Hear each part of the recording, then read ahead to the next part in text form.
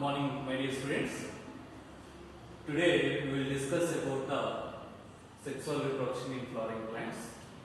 Some of the objective questions. Already we have discussed about some of the questions regarding the structure of flower and structure of stem and some more questions we will discuss here. Now, what is the first question? The quality of PMC. What is the full form of PMC? Already you have learned about that concept.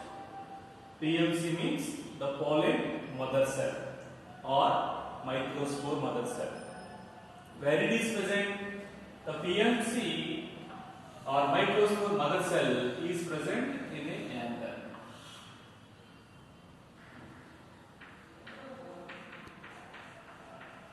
PMC, pollen mother cell or microspore mother cell present in a anther. The pollen mother cell is undergoes meiosis cell division to form a pollen grains, microspores. So what is the question here? The quality of pollen mother cell or microspore mother cell. What are the given options? Option A, haploid. Option B, diploid. Option C, triploid. Option D, tetraploid. Okay? The ploidy of generally the ploidy of pollen mother cell is diploid. Then what is the answer? Option B is the correct answer. Okay. Is it clear? Next question. The second question is the ploidy of pollen grain is the same option. Whatever I have given here, the same options will be there for the second question. Okay. What is the first option? Haploid. Second option, option B, diploid. Option C, triploid. Option D, tetraploid. What is the question? The ploidy of pollen grain. Pollen grain is a haploid in condition. Then what is the answer? Option A is the correct answer. Why the pollen grains are haploid in condition? Already know very well about that concept. The pollen mother cell or microspore mother cell is undergoes meiosis cell division to form a pollen grains. Hence, the pollen grains are haploid in condition. The pollen mother cell is diploid, whereas pollen grains are haploid. So, from this concept, sometimes they may ask that the ploidy of pollen mother cell and pollen grain respectively. Then what is the answer? Sometimes they may ask individually. The ploidy of pollen mother cell is a diploid. The ploidy of pollen grain is a haploid. Okay. So sometimes they may ask that the ploidy of pollen mother cell and the pollen grain respectively. Then what is the answer? Diploid and haploid is the answer. Okay. Is it clear? Next question, third question is exine is made up of. What are the given options? Option A, pectin and cellulose. Option B, sporopollenin. Option C, both A and B. Option D, only cellulose. What is the question? Exine is made of. What is exine? The outermost layer of the pollen grain is known as exine. Innermost layer of pollen grain is known as the interior. So, what is the chemical combination of exine? Exine is made up of sporopollenin. Option B is the correct answer. Okay, is it clear? Sometimes they may ask that intine is made of. Intine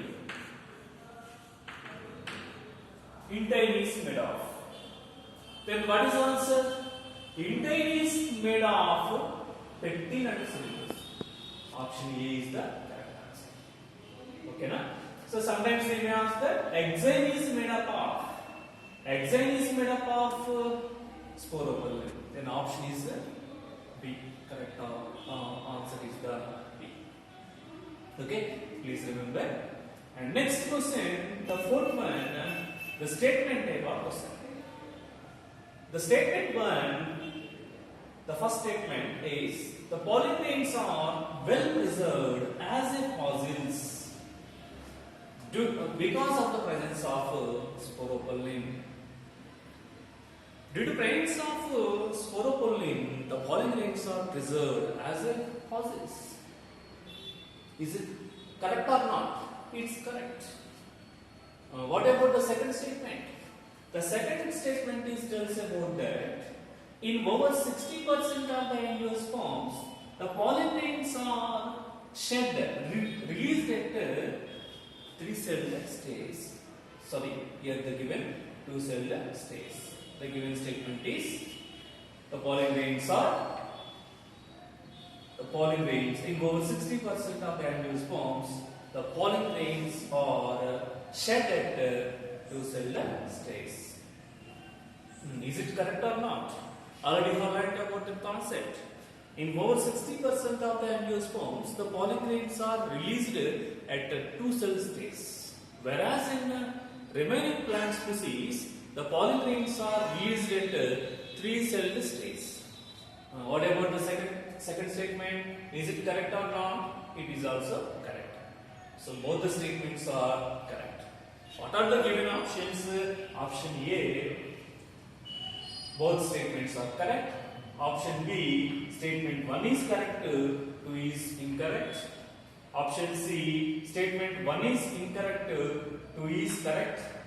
Option D, both the statements are false. Among these options, which option is the correct answer? Option A is the correct answer. Both the statements are correct. Okay? Next, now here, the polygrains are well preserved as fossils because of the presence of pectin and cellulose.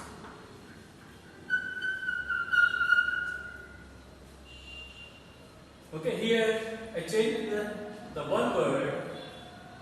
What is that question? Polygrains, the statement 1 is polygrains are well preserved as fossils because of the presence of pectin and cellulose. Then what is the answer? Statement 1 is incorrect, 2 is correct. Then option C is the correct answer. Okay?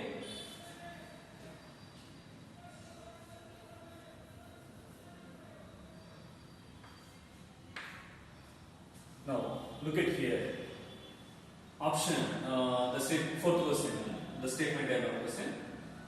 The statement 1 is polygrains are well preserved as a fossils because of the presence of pectin and cellulose. This one is incorrect. Now, what about the second statement? In over 40% of the angiosperms, polygrains are shed at 2-cell stage. Then it is also incorrect. Both the statements are false. Then option D is the correct answer. Okay?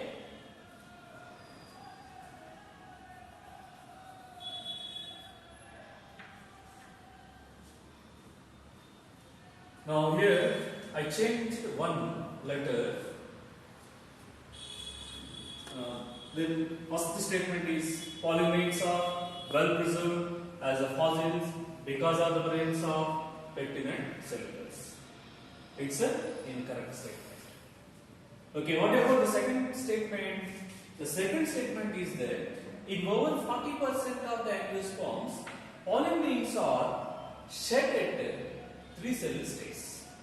Then statement 1 is incorrect, 2 is correct. Statement 1 is incorrect, 2 is correct. Option C is the correct answer. So from this concept, they may ask in different ways. Okay? Next. What is the next question? To find out the incorrect statement. What are the given options? Option A, polygrains are not destroyed by high temperature, acids, alkali and enzymes due to presence of sporopollen. Okay, polygrains are not destroyed by high temperature, acids, alkali and enzymes due to presence of sporopollen. Is it correct or not? It's correct. Okay, what is the question? Find out the incorrect statement. We have to find incorrect statement among these options. So first option is correct. Then see second option. In 40% of the angiosperms, pollen grains are released at 3-cell stage. So 40% of the angiosperms pollen grains are released at 3-cell stage. It's correct. Okay, what about the C? Storage of pollen grains at minus 196 degrees centigrade in a liquid nitrogen is known as cryopreservation. It's also correct. Next, fourth option. What is the fourth option? Given fourth option, the gynoecium represents the male reproductive flower. The gynoecium represents the male reproductive part of a flower. So gynoecium is it male or female reproductive part? Gynoecium is female reproductive part of the flower, of a male reproductive part. So then incorrect statement is D. Option D is the correct answer. Okay, what are the next questions? The next question is the nutritive tissue in a ovule. Already you know the parts of ovule are megasporangium. Where the ovule is present? The ovule is present in a ovary. What are the parts of ovule? Funicle, body, micropyle, chalaza, nucellus. Among those, which is nutritive tissue? What is the question? Nutritive tissue in a ovule. What are the given options? Option A, micropyle. Option B, chalaza. Option C, nucellus. Option D, funicle. Among these parts, which is having the food materials, nutritive tissue, nucellus is a nutritive tissue. So option C is the correct answer. Okay. What is the next question? The number of ovules in a ovary of wheat and rice. What are the given options? Option A 1, option B 2, option C more than 2. Option D 0. In a rice fruit, how many seeds are present? Only one seed. Whether the rice fruit or wheat fruit, maize fruit is consist of one seed. Means one ovule is present in a ovary. After fertilization process, ovaries become into fruit, ovules are become into seeds. Ovules are become into seeds. Okay. The number of ovules in a ovary of, what is the question? The number of ovules in a ovary of wheat and rice. What is the correct answer? Option A. Only one ovule is present in each ovary of rice and wheat. Okay. Is it clear? Now we have to know about the next question answer. What is the question? The ploidy of megaspore, mother cell and megaspore respectively. What is the question? The ploidy of megaspore, mother cell and megaspore respectively. What are the given options? Option A, haploid and diploid. Option B, diploid and haploid. Option C, triploid and haploid. Option D, tetraploid and diploid. So generally, in most of the plant species, majority of the plant species, generally the megaspore mother cell is diploid. Megaspore is haploid. So then what is the answer? Option B is the correct answer. Diploid and haploid. Is it clear? Sometimes they may ask that the ploidy of megaspore and megaspore mother cell. Megaspore and megaspore mother cell respectively. Then what is the answer? The question is the ploidy of megaspore and megaspore mother cell respectively. Means megaspore is haploid, megaspore mother cell is diploid. Then option A is the correct answer. Okay. Sometimes they may ask that the ploidy of megaspore mother cell and megaspore means then answer is diploid and haploid. Okay, na? Next. What is the next question? A typical angiosperm embryo sac consists of. Already in the year 2013, one of the questions from NEET question paper, this question has given. What is that question? A typical angiosperm embryo sac consists of. What are the given options? Option A, 8 nuclei and 7 cells. Option B, 8 nuclei and 8 cells. Option C, 7 nuclei and 7 cells. Option D, 6 nuclei and 7 cells. Already have learned about the structure of embryo sac or female gametophyte. The female gametophyte or embryo sac is consist of 8 nuclei and 7 cells. So option A is the correct answer. Is it clear? Okay, typical angiosperm embryo sac consists of 8 nuclei and 7 cells. Okay, next, the next question is, which of the following one is most common type of embryo sac development? What is the question? Which of the following one is most common type of embryo sac development? How many types of embryo sac developments are there? Already have learned about that concept. Mainly 3 types of embryo sac developments are there.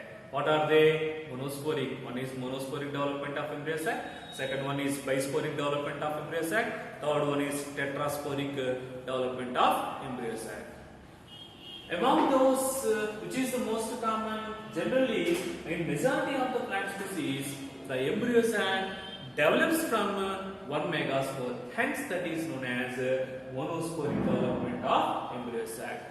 So, in majority of the angiospermic plant species, the monosporic development of embryo sac takes place. Then, what is the answer? Option A. Option A is the correct answer. Okay, is it clear? Next question. What is that? Which of the following plants are produce 2 types of flowers? Already have learned about that concept regarding subjective point of view. How many types of flowers are produced by the plants? What are they? Angiospermic plants are produces 2 types of flowers. What are they? There one is chasmogamous flowers and second one is the clistogamous flowers. In majority of the plant species, the flowers are opened. Open flowers are known as chasmogamous. Already know the examples, familiar examples like as hibiscus daswada in Canada. Coconut plant produces open flowers. Okay, cucurbits plants, rice, wheat. Majority of the plants are produces open flowers. Whereas some of the plants are produces both open and unopened flowers. Unopened flowers, some of the flowers are not open at all. Such flowers are known as clistogamous flowers. Open flowers are known as chasmogamous flowers. Some plants are produces 2 types of the flowers. They are chasmogamous. One is chasmogamous flowers and second one is the clistogamous flowers. Okay, among these options, which plants are produces the 2 types of flowers? What are the given options? Option A, viola. Option B, oxalis. Option C, comalina. Option D, all of the above. So all these 3 plants are produces 2 types of flowers. Then answer is option B, all of the above. Okay, what is the next question? Which is more common amongst abiotic pollination? Already have learned about that what is pollination, how many types of pollinations are there. Okay, then what is the question? Which is more common amongst abiotic pollination? What are the given options? Option A, hydrophily. Option B, anemophily. Option C, both A and B, hydrophily and anemophily. Option D, geophily. What is hydrophily? In some of the plant species, the pollinators are carried through the water. That is hydrophily. Okay. What is the option B? What is anemophily? The pollen grains are carried through the wind is known as anemophily. Okay. What is zoophily? The pollen grains are carried through the animals, where the pollination is achieved through the animals. That's known as a zoophily. So among these, which is the most common, more common among this abiotic pollination, anemophily is the more common amongst abiotic pollination. Option B is the correct answer. Okay, is it clear? I hope this session is useful to get the more marks in upcoming NEET examination. Okay, my dear students, thank you.